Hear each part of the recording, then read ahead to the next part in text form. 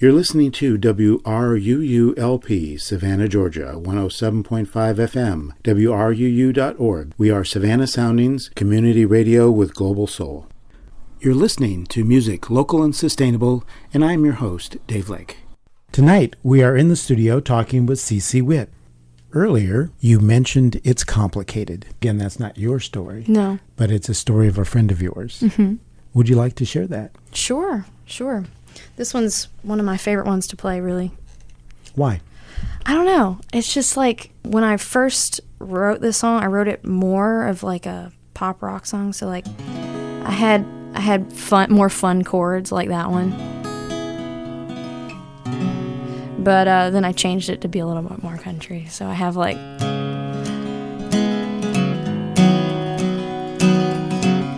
So this song is called It's Complicated. You've been driving me crazy. You can't make up your mind. What's holding you back this time? Why can't I seem to find the one place I belong? Emptiness is ordinary. Being full is almost wrong to me. These scars run deep. 'Cause I've been hanging on this ledge just a little too long. Either gotta pull me up or let me fall. But if I climb back up without you, don't push me off the side. I didn't think you would, but looks like you lied. Oh, oh, oh, oh, oh, oh, oh, oh, oh, oh.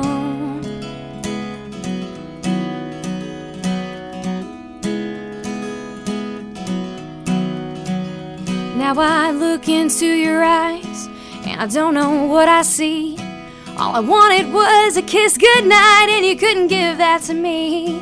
So now I'm wondering if this is just a game. Life is just a show, and I'm the actress in the play. So am I putting on a show for you? Are you entertained? 'Cause I've been hanging on this ledge just a little too long. Either gotta pull me up or let me fall. But if I climb back up without you, don't push me off the side. I didn't think you would, but looks like you lied. Oh, oh, oh, oh, oh, oh, oh, oh, oh, oh, oh.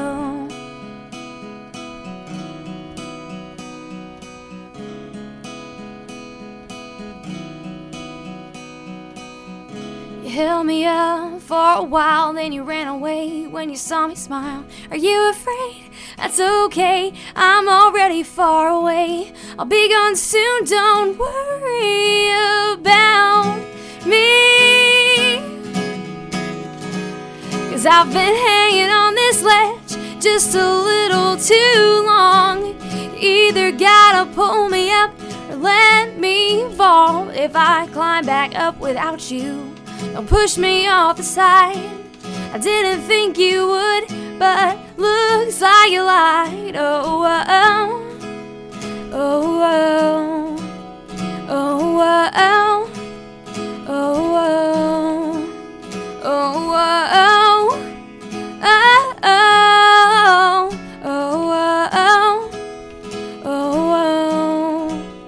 oh, oh, When you come to a song like that one, are you thinking of the different parts? In other words, do you separate the verse from the chorus and what you want to share in each one, or just roll? I always tend to write all my verses first, all together, like they're one big long verse, like a story. And then I go back in and I'm like, what have I not said? Or what's the main message? The chorus is the part that I actually consciously kind of think about, unless for some reason it just comes to me, which is rare. So the chorus is one of those things I take a little bit differently. But I guess I do, just to answer your question, I do think about it in different parts, but The verses, like I said, I write them all together, and then I just split them up. And then I inject chorus, bridge to enhance the song or make it catchier or whatever I want for that particular song. Are there any particular uses of the chorus? I always try to think of the chorus as your overall main message or the driving reason behind the song or something to that effect. So that's always kind of what I think about when I'm writing the chorus. And then I'm not one of those people that, like, a lot of folk artists, they just kind of write and there's no, like, real hook sometimes. But I always like to have hooky parts, things where people can, like, sing along to and remember it. In this chorus, it's certainly a very memorable image of holding on to the ledge. And I've been holding on to this ledge for too long, so either pull me up or let me go. Yeah. That's fish or cut bait, yeah. to use another metaphor. Yeah. Let's get along with this, yeah. one way or the other. And, however, I'm not so sure I trust you because even if I pull myself up, will you push me back over the side? Mm-hmm. And normally I wouldn't have thought that, but hey, you've lied. Right. So yeah. It really, really speaks to a real great deal of conflict in the voice that you're singing in. Yeah, yeah. You know, I'll tell you a little secret. The guy in the song was our drummer at the time. He just didn't want to commit to my friend. But she was my friend and he was my drummer, so they'd see each other all the time. But it just kind of never really went anywhere. You know, he would only go so far. He would just kind of flirt or they'd go get dinner or something, but it just kind of never really progressed. But she really liked him, and I guess we never really quite knew how he felt. So she just expressed her side of the story to me. So that was me kind of putting myself in her position and kind of writing from that perspective. And I guess in a sense, maybe I've felt that way too, because I've had a few boyfriends here and there, and some that maybe didn't like me as much as I like them. So I guess you could say that I'm able to put myself in her shoes. But that's absolutely not Patrick. No. No. Yeah, we've been dating for 7 years now. The other line I really like from this song, or the concept, is the idea that the person who's speaking basically says, I've had to be an actress with you, and I put on a show for you. Are you entertained? Yeah. It's like, here it is. It's like, what do you want? What more do you want? It's like, I've done everything I can, and you still don't want me. So, all right. That's it. It certainly is very complicated. How do you come up with your titles? Because it's complicated in here anyway, right, I don't think. Right. The song titles are just a repetition of the main recurring line in the song, like Little Big City Town or Down Memory Lane or something like that. But for this one, I just kind of thought at the time, it's like you could post your relationship status on whatever social media site. You could like list it as, in a relationship, single, and then they did have like a title at that point. I don't know if they still do, but it says it's complicated. And so I was like, that's perfect. That's perfect for this. And so that was what it was. That's why I chose that title, because I was thinking about that. Now, did your friend use that phrase? She did a little bit, because people would ask her about them, because like sometimes people would see them together and people thought they were together. She was like, well, it's complicated. It's a little complicated. So that she did say that a few times here and there. Another song that you sing around quite a bit, but I think it's actually on the Lynn Avenue album, and that's On the Other Side. Mm-hmm. Yes. And that's not on your EP. Correct. Yeah. And that also was a song that you and Patrick wrote together. We did. Mm-hmm. So what's the source of this song? The Other Side? Mm-hmm. That song was Pat's idea to begin with. His inspiration for that was people that are shady, people that take advantage of other people and don't do anything for other people. They just use people and don't give it back. And so the main line in the song is, you'll find yourself on the other side of that situation one day. one day you're going to need something and then nobody's going to be there to help you. Yeah, right. It's a difficult one to quite explain, I guess. I've never really had to talk about that one very much because it's just kind of a quirky, catchy song. So that's really not one that we talk about a whole lot because it kind of tells the story itself a little bit.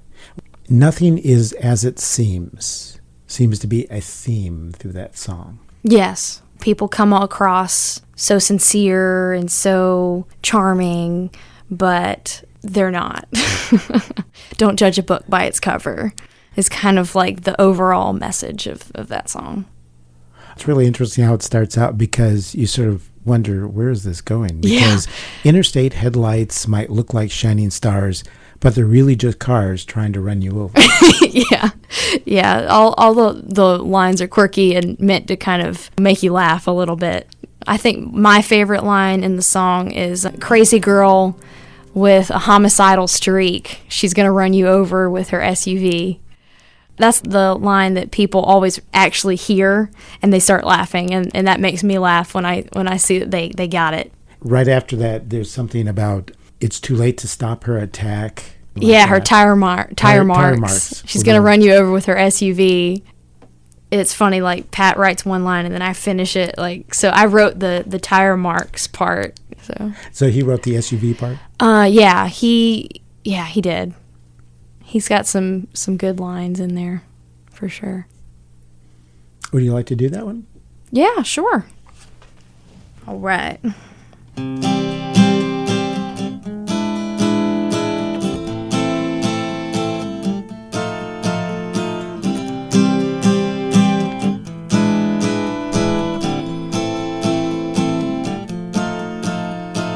Interstate headlights might look like shining stars, but they're really just cars trying to run you over. So don't go wishing on a Dodge Ford or a Chevrolet. Hey, the way you look at me could seduce the Queen of England. The promises you made, I was such a fool to ever believe them. Why did I believe them? Silver tongue and bright blue eyes stole my heart. How was I so blind? A day will come when you will find yourself on the other side. Oh, oh, on the other side. Oh, oh, crazy girl with a homicidal streak. She's gonna run you over with her SUV. It's too late now to stop her attack with tire marks all across your back. Silver tongue and bright blue eyes stole my heart. How was I so blind? A day will come when you will find yourself on the other side. Oh, oh, on the other side. Oh, oh, like looking in the mirror, falling for your own lies. Now you know how it feels to be on the other side. The other side, the other side, the other side.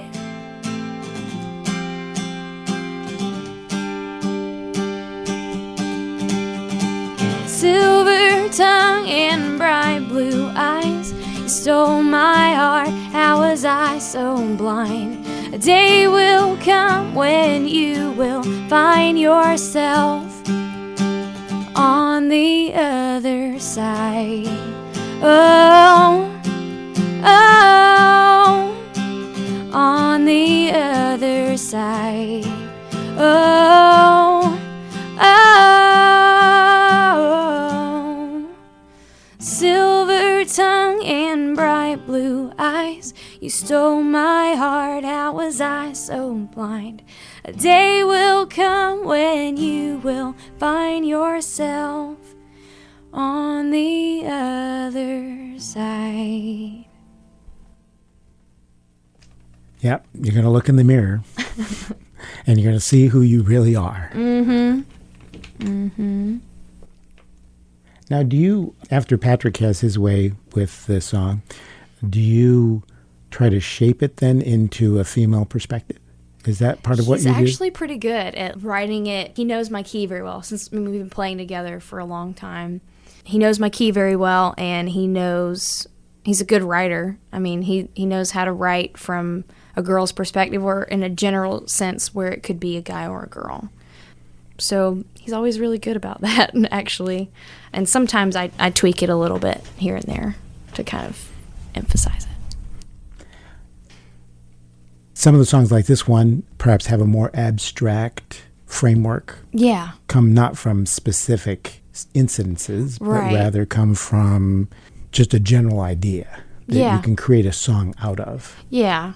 Pat's a lot better at creating things. He just kind of wants to write a song about something, but he's a lot better at starting that process and coming up with inspiration for those kind of things, whereas I'm a lot more personal with my material, what I choose to write about, what I get inspiration from. But once he kind of starts it, I'm able to kind of get into it and write to it. But I usually have to try to find something that I can really think about, like a person or a thing or just something to kind of help me draw inspiration from.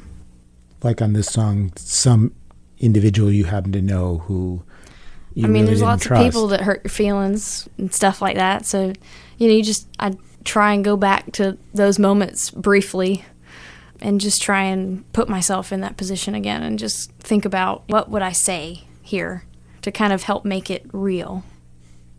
Well, there's one song that certainly is real and certainly I think reflects a personal situation, and that's Don't Give Up on Me. Yeah. I wrote this song about the same friend that I wrote about in high school with Down Memory Lane. She's actually the subject of a couple of my songs, and I wrote that song about her because we were really close friends. I wrote it the summer following high school graduation. So it was my first summer that I spent without her, and we used to spend like every day together because like when you're in high school, you don't have anything else to do. You don't really have a lot of responsibilities and jobs and whatnot. So we hung out like every day, and so I was kind of just sad thinking about her missing company because I didn't have a lot of friends. My first inspiration for that one was when I was in my truck driving to Tybee, and it was just me, and I was all alone and going to the beach by myself. So I was like, man, I just, wish she was here because I got nobody else. So that was kind of where that song came from. Was there an estrangement because of the distance? Yeah, a little bit. She kind of had a rough patch in her life, and I was not able to be a part of her life for a while, and she kind of got in with some of the wrong people and got herself into a little bit of trouble. And so it was hard for me seeing someone that I care about go through something like that and struggle with just having to deal with, different substances abuse and different things like that. That was rough. And so that was a summer that she should have been back home, but she wasn't because she was getting some help. And because of that separation, because of that estrangement, sounds like you felt guilty that you weren't there for her. Yeah, of course, you want to be there for someone that you care about, like your best friend. And it was hard for me not to be able to do anything. I felt helpless. I wrote it kind of strange. Like I wrote it like me talking, and then I wrote it kind of like almost like her talking. I'll just turn away, and maybe then I'll hear you say. She would say, wait, don't go, because she kind of pushed me away. That is very interesting because most songs are actually written from one point of view, and this is clearly 2 points of view. Right. I have conversations with myself a lot.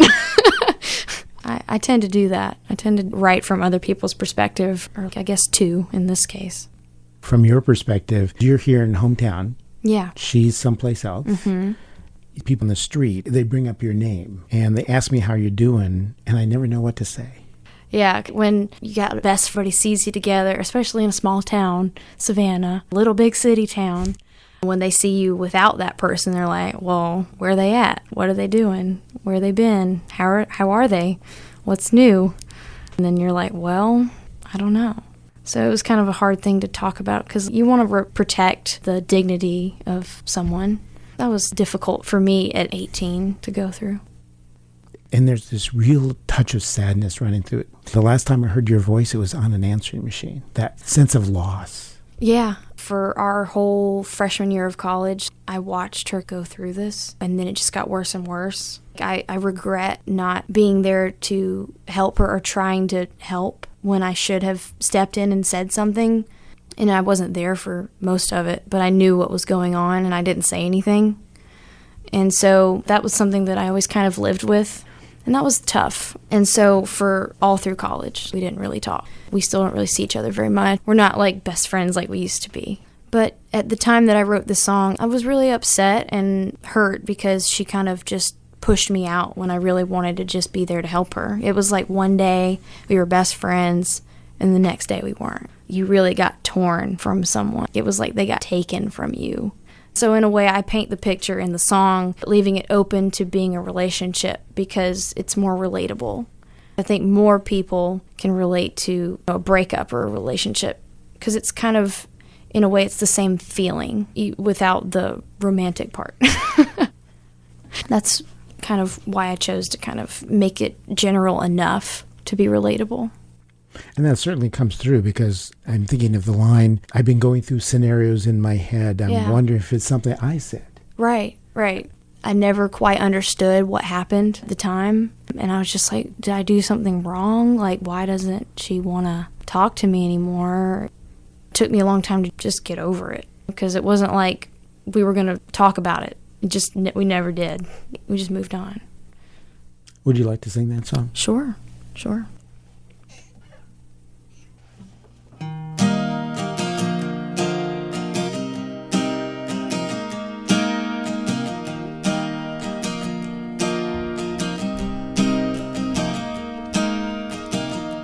Lonely drives in the summer, breezes blowing in my ears, reminders on the radio saying, and I'm wishing you were here. I've been going through scenarios over in my head, wondering what happened. Was it something I said?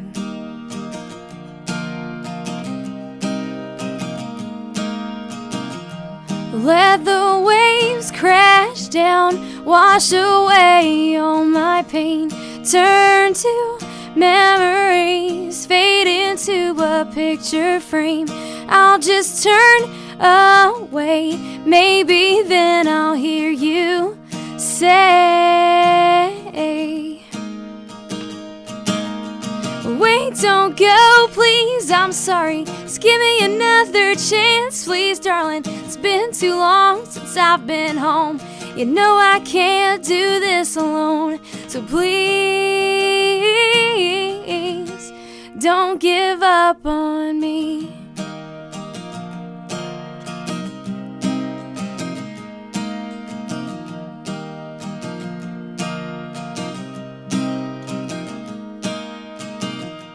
Can't remember the last time that you spoke to me. The last time I heard your voice is on your answering machine. People see me on the streets and they bring up your name, always asking how you're doing, and I never know what to say.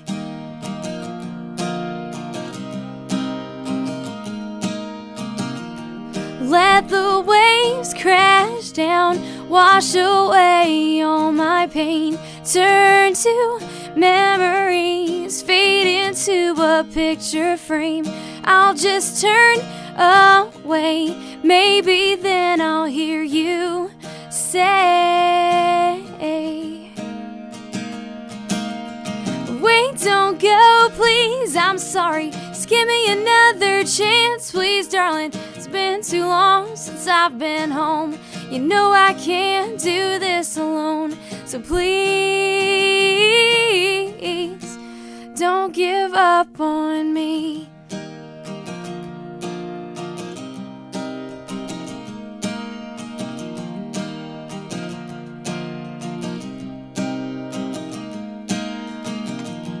Where did we fall apart? Let's go back to the start. We used to laugh about our past. I know we'd hope and we'd dream. Now it all seems so bittersweet. Wait, don't go, please, I'm sorry. Just give me another chance, please, darling. It's been too long since I've been home. You know I can't do this alone, so please don't give up on me. Don't give up on me.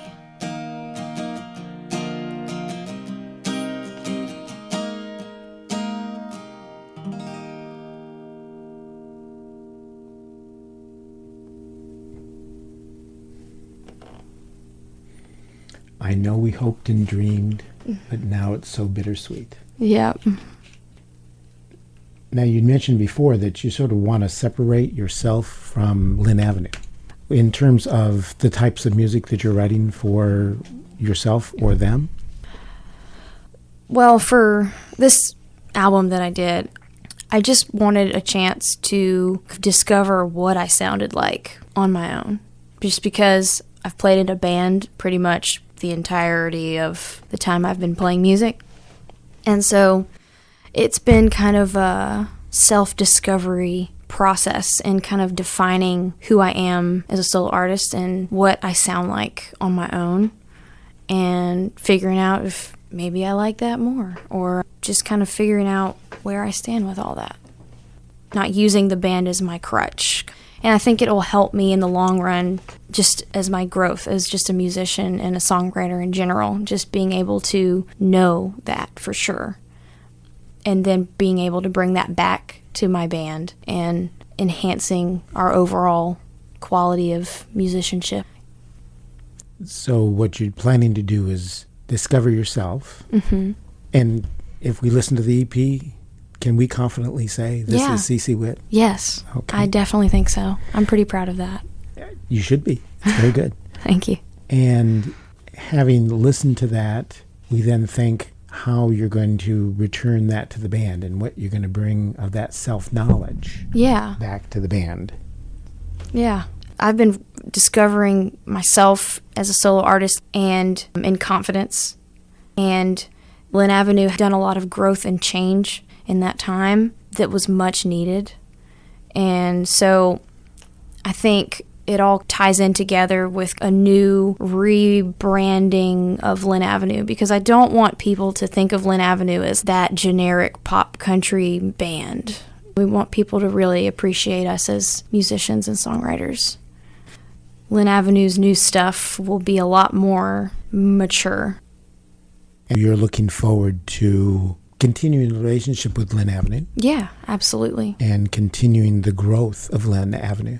Yes. As well as the growth of CC Witt? Sure. I can do both, right? I mean, there's Jason Bible in the Trainwrecks, right? Exactly. Everybody knows who he is. Yeah, a good local example. Great local example. Great band. Mm-hmm. And great individual singer. Yeah. We've had CC Witt tonight here in the studio, and I want to thank you so very much for coming by. Thank you so much for having me. That was great. This has been another edition of Music Local and Sustainable, and I've been your host, Dave Lake. Save this time for another show next week. Well, I know we ain't headed for the Hall of Fame. Gonna give it what we got, man, it ain't no shame. Let me know if you can hear me. Check, check, 1, 2. Let me know if you can hear me. Check, check, 1, 2.